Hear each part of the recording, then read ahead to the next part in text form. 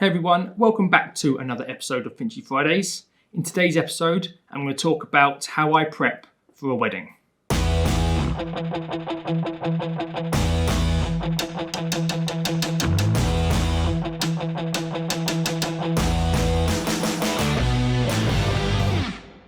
If you haven't already, please like and subscribe to my channel. I talk about all things wedding videography, other video production stuff, and basically I just document what I do when running my own video production business. If any of you follow my daughter's cancer journey, I'm going to talk a little bit at the end and give you a little update on what's going on. So these will be in no particular order, but this is what I do when prepping for a wedding. And I'm actually doing these as we speak, as I've got my first one tomorrow. So number one, very simple, charge all your gear. So that's all my batteries for my main camera, which I'm filming on now, all my batteries for my B cam, my drone, and these little bad boys, so my microphones. So basically any equipment that you have that needs batteries to recharge, charge them up straight away. That's always what I do first. Number two, similar to you're charging all your gear, it's what I just call battery check. So some of my equipment takes normal batteries, such as AA or AAAs. So like with my Zoom F1, I usually get 2 to 3 weddings before I swap out batteries. But I always just turn it on, see if there's 3 bars, which it has. So I probably won't do a battery. Put fresh batteries in, but any equipment you do have, put fresh batteries in because you don't want anything to go wrong on the day. So whilst things are charging, number 3 is just format all your SD cards or whatever, you might compact flash, whatever it is, format everything so you're going fresh. So my Canon C200, I dual record on that, so that takes 2 SD cards. So I'll make sure both those SD cards are completely initialized and formatted. And then I'll have another 2 as backups as well. Usually for a wedding, I usually don't have to swap out another SD card, but I always have 2 fresh ones just in case. Same with my B cam, make sure the SD card's formatted and there's enough space to record full wedding. On your audio, so these little bad boys, they have good, to be honest, they have good amount of internal storage. I easily get 3 or 4 weddings on these, so that would include the registrar during the ceremony, whoever's doing a reading in the ceremony, and speeches. But just double check you've got enough space. First wedding coming up of the year, I'll definitely have these clear. But little tip is I usually have, if I'm still editing the wedding film, I won't delete the audio off here. I don't know why. I'm a bit like that with SD cards as well. Whichever I filmed, I'll keep them separate and have a fresh 4 available for my next wedding. It's just in case anything got corrupted. I know I have backups of it all, but it's just what I do. But I always make sure I do have enough space on these for the wedding. But I never usually have more than 3 or 4 weddings in the edit pipeline for when I'm filming another wedding, if you get what I mean. Number 4, check all your settings on your formatted SD cards. So once you've formatted it all, make sure both cameras are matching the settings. I've talked about this in previous videos, but if you film on 24 frames per second or 25, just make sure both cameras are the same. And I actually still film all weddings in HD. So I might do a little video if you're interested in what actual settings I use during the filming a wedding day. But I personally still stick to the HD. I know some people will do couples photo shoots and maybe the ceremony in 4K and film the rest of the day in HD. But whatever you choose, just make sure you get your settings sorted before the day. And And then again, a nice little tip here.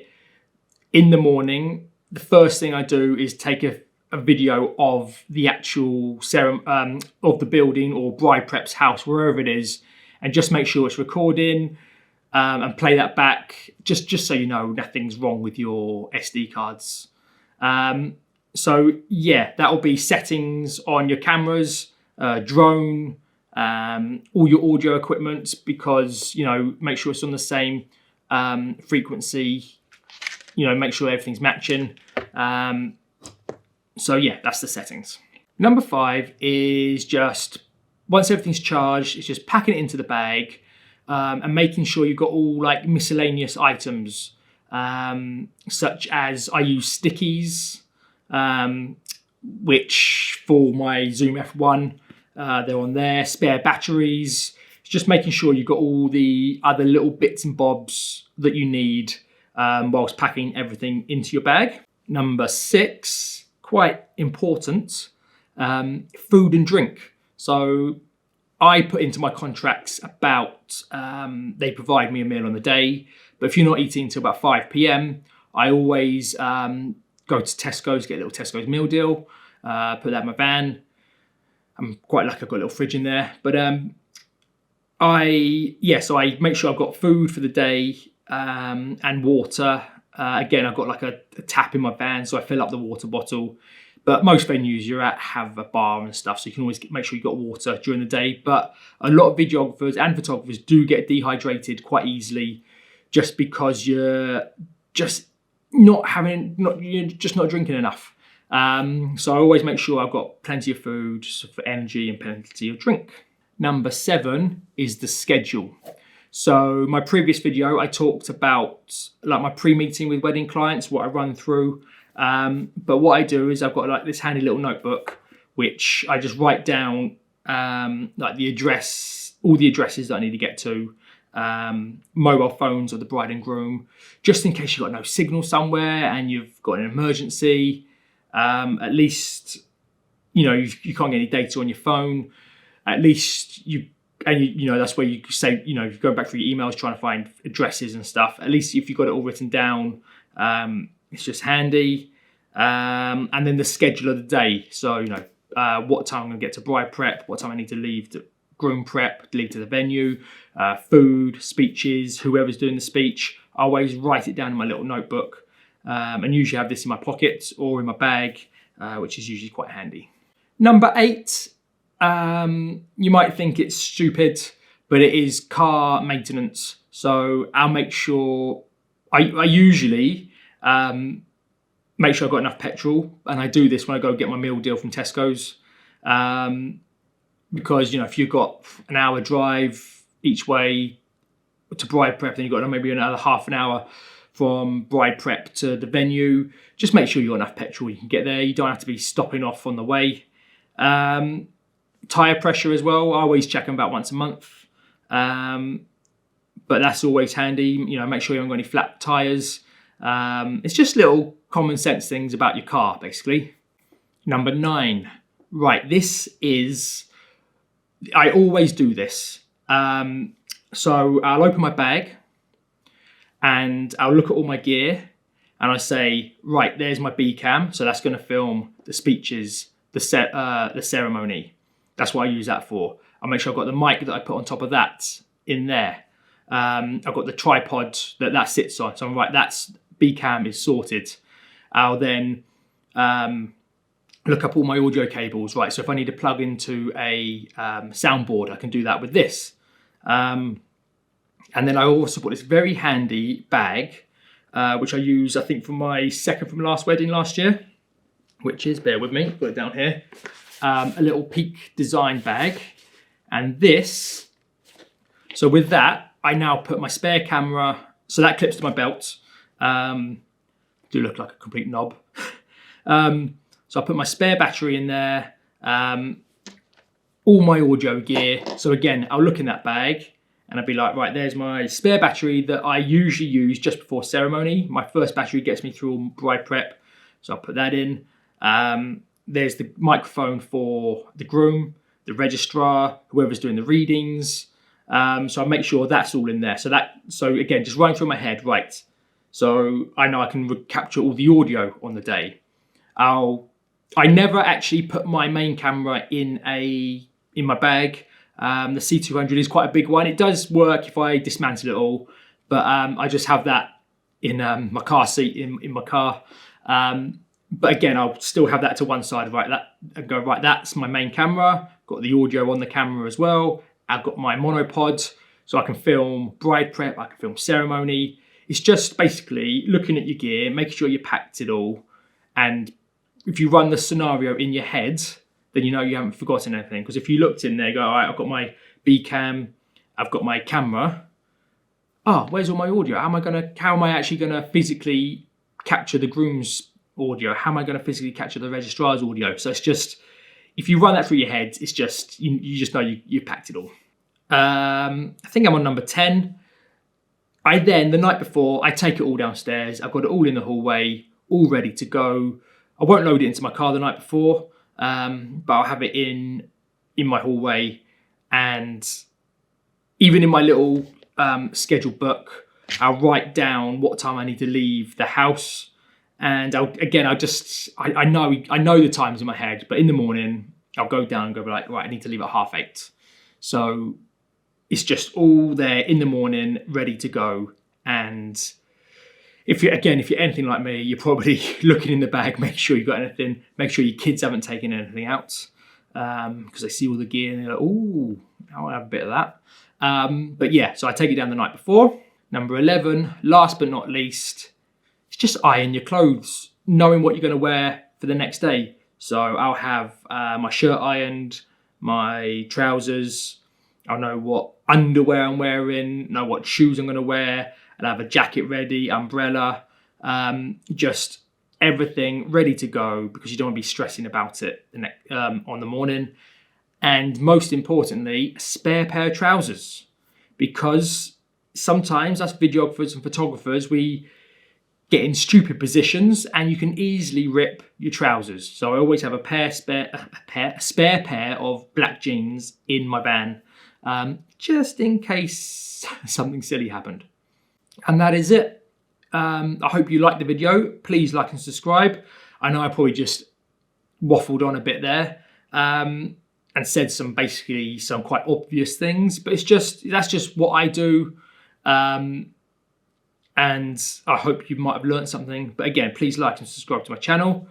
So here's a little update with my daughter. A week and a half ago, we got the news we weren't hoping for, is that she's relapsed.